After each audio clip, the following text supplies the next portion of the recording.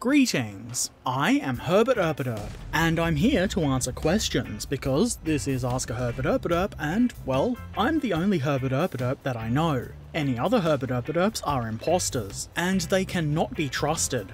Enough jibber jabber, let's get to the questions. Duncanuva said, have you ever watched Doctor Who? I sure have. I haven't really seen a lot of the old Doctor Who, but I have watched quite a lot of the newer seasons. I remember back when Matt Smith started, my girlfriend at the time and I made it a thing to watch the new episodes when they aired on TV. Actual TV that didn't come from the internet. What a quaint time it was.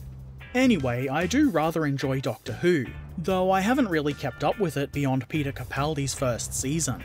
I did think it was pretty hilarious how upset people got about the fact that the new Doctor is a female. Some dude said, what's your favourite Disney/Pixar movie, if you have seen any of them? I'm having a hard time remembering which ones I've actually seen. I do remember rather enjoying Toy Story. I saw that in the cinemas when it came out, back in like 1995, I think it was. I know I've seen The Incredibles and Monsters Inc. And I was going to say Cloudy with a Chance of Meatballs, but I don't think that's actually a Pixar film, so I don't know. I guess I really don't have a favourite. Burner581 said, is there any tabletop game where you invest into the lore a lot? No, not really, unless you count games like Bolt Action where the lore is World War II.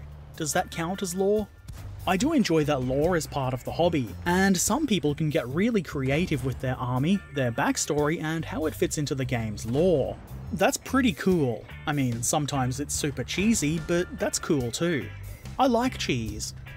Sneaky Zaku said, has there ever been a model you always wanted to get but has eluded you, be it because it is no longer available or simple bad luck? Mine is a Bandai HGU CGM Space Command type. Not even rare, just bad luck on my part. And has it ever frustrated you that it just slips out of your grasp all the time? I don't think so. I mean, there have of course been models that I wanted and for various reasons couldn't get, though I can't actually think of any at the moment.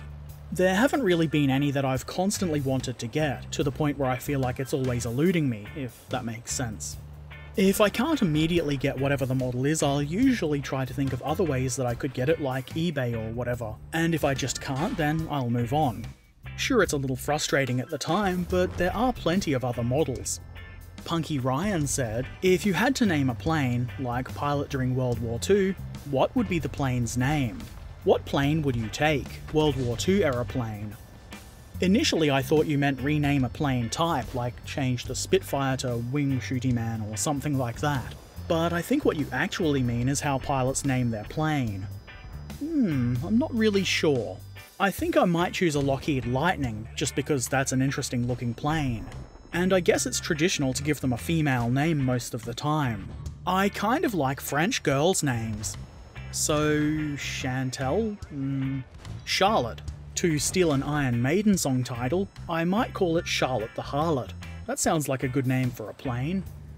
Top Bunk Productions said, have you heard of Academy's motorised snapfit model of the Da Vinci tank? Academy call it Armoured Car for some reason, but I have one and it looks pretty impressive. It even runs. Well, on a flat surface at least. I haven't seen that. Well, I did Google it, so I have seen it now. How was the build? It looks like it might be okay, but is it really either a tank or an armoured car? I'm not sure. It's an interesting contraption anyway. Ducking Tanker said, if you could bring the KV2 turret questions, would you? I think you missed a word or two there, Ducking Tanker. But sure, why not? KV2 turret questions are important questions. Plaid Squid 41030 said, how many derps could a Herbert Erpaderp herp if a Herbert Erpaderp could herp derps? And why is the answer KV2? Well, obviously the answer is KV2. But why? And what is a KV2? Hey, Vsauce! Herbert here. That's really stupid. Well, we're probably never going to have a better answer than why not? Some dude said, stuck in the middle of a desert or the ocean? I really don't enjoy the heat, but I also don't enjoy drowning, I assume. What do I have with me? Nothing? Appropriate equipment? Food?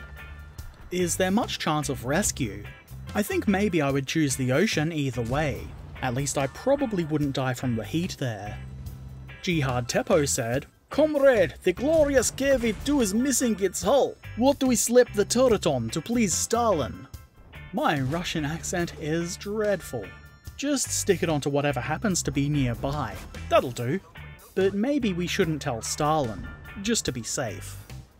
James Valentine said, "Last week I recall you talking about Red Dwarf, and I was wondering what comedies are your favourites, or do you feel any particular country does comedy better, such as the British brilliance of Fawlty Towers versus the mind-numbing American Friends, still repeated to this day?" I was actually considering watching Bottom again, but I don't really have a favourite, though I do feel like British comedies are generally a lot more entertaining to me than an American one. Especially if it's an American version of an existing British series. They usually just ruin them and remove whatever was funny about them. That said, I do enjoy some of the American stuff too, usually stuff they've come up with for themselves, though I can't really think of anything specific. Not Friends, but they've done good stuff too, it's just different. Zog Zog said, "Are you my dad?" I certainly hope not.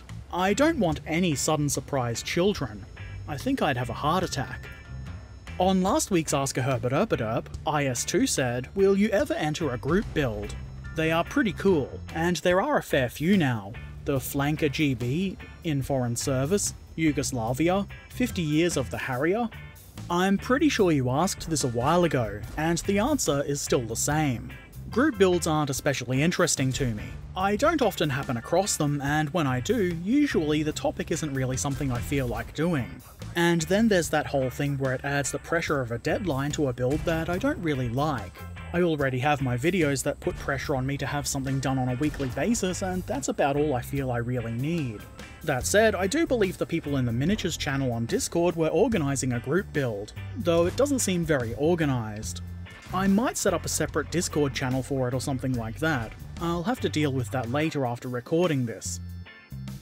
Michael Ormitson said, "Are you planning on collecting or playing Star Wars Legion when it comes out? I personally think that an AT-ST would look pretty awesome with a KV turret on it." I haven't really been paying attention to it, and I doubt I'll actually play it, but I might pick up some of the models like the AT-ST just for funsies. Though it's not especially likely. I think I would be more likely to pick up an AT-ST or whatever in its own kit, probably in a larger scale too. An AT-ST KV-2 would be an interesting conversion, and it would probably really upset hardcore Star Wars nerds, which would be funny. Might definitely be fun to try someday. That Old Gamer said, "See, I told you the OI was good for ram kills." Have you seen Star Trek Continues? It's a really amazing continuation of the original series, finishing the 5-year mission. It's technically a fan film, but the sets, lighting, sound, writing, and acting are all up to the quality of the original. Famous guest stars too from shows like Red Dwarf, Buck Rogers, and Doctor Who. I highly recommend it to anyone who loves Star Trek, and there's a link which I will share in the description. Yeah, I have heard of it. I heard about it from Steve Dangler while he was on Desert Bus. I think at the time they were just starting it. And I believe Grant Imahara, who plays Sulu on it, also called in that year and spoke about it. I'm pretty sure there wasn't much to see at the time, so I kind of just forgot about it. I guess I'll be watching that later. From the site, it looks to be of quite high quality, so yeah, check it out if you like Star Trek. I will be. Guardian YT said, "Have you ever been or are going to Bovington Tank Museum / the Tank Museum in London? It's a great place to go if you go on a model / Tiger Day." I haven't got any actual plans to go there, but I would love to. It's really far from Australia though, and thus not especially cheap to get there, so at the moment it's really more of a thing I would like to do one day than a plan. I would also feel obliged to make the most of it and see as many other museums and interesting things as I could while I was there, so it would probably get to be quite expensive very quickly. Jeff Dave said, "Any plans to get into Gaslands and kit bash some cars?" I hadn't really planned to get into that game, though it does have some appeal and it's intended to be used with Matchbox cars, which aren't too expensive. I might try and see if I can find some interesting Matchbox cars to start with and see what I can come up with. might be quicker and less work than actually making the larger post-apocalyptic kit bashes that I want to do. And it could be fun. No promises though. On Monday's video about the Warlord King Tiger, Harry Davies said, "Can you spray Army Painter ink washes through an airbrush? If so, what would you use to clean it? Example, enamel or acrylic cleaners." You sure can, and it should run through the airbrush very easily without any thinning too. The ink washes have a very thin consistency after all. And they are water-based, so you can just clean up the same way as you would with regular acrylic paints. Michael Ormiston said, "I want a Herbert Erpaderp branded t-shirt with 'I apply pressure to minimise the gap' on it." Well, I guess that might be a bit of a conversation starter. It's kind of odd and random, and I rather like that. I think it would work best without any imagery to indicate that it has anything to do with model building. Maybe I need to look at designing some shirts. Would anybody else be interested in wearing a shirt like that? I would. Okay, so that's all the questions for this week. Let's go and see what's been shared in the Miniatures channel on Discord. Ratto shared this visual representation of what's happening in Infinity now. The Japanese started an uprising and rebellion. One unit got killed and removed from the game, and they're now an independent faction. Sneaky Zaku shared these giant robotic anime boys. The first one is a Jigen, Yegan, and this one is a Dom Tropen. Tropen? I'm bad at names. He's wearing some huge flares, so I assume he's into disco. Duncanuva has shared a whole bunch of stuff this week. First, this Zoid GoDOS model. See DOS Go. Go DOS Go. I'm not funny. The super realistic purple Bismarck next to Iron Duke, which is ghostly. Is it a ghost? Ooh. Here's an ATST. I've always thought ATSTs look really cool. Duncanuva, like myself, has a thing for sensible paint schemes, like this purple Matilda, this Girls und Panzer 4, which is a little bit less colourful, but that's not always a bad thing. Then there's this black and red Mark V male. Red usually means stop, so this will definitely stop the enemy from firing at this tank. Then there's probably the most colourful Stuka I've ever seen. And here's some 40k Chaos stuff. Very chaotic. This here is a Dyna recon plane. Dyna? I'm not really sure. And finally, this is Duncanuva's current work in progress, a Catalina. This is part of his abandoned vehicles thing. Don't forget to share when it's finished. The big boy shared his progress on this Model Collect missile launcher.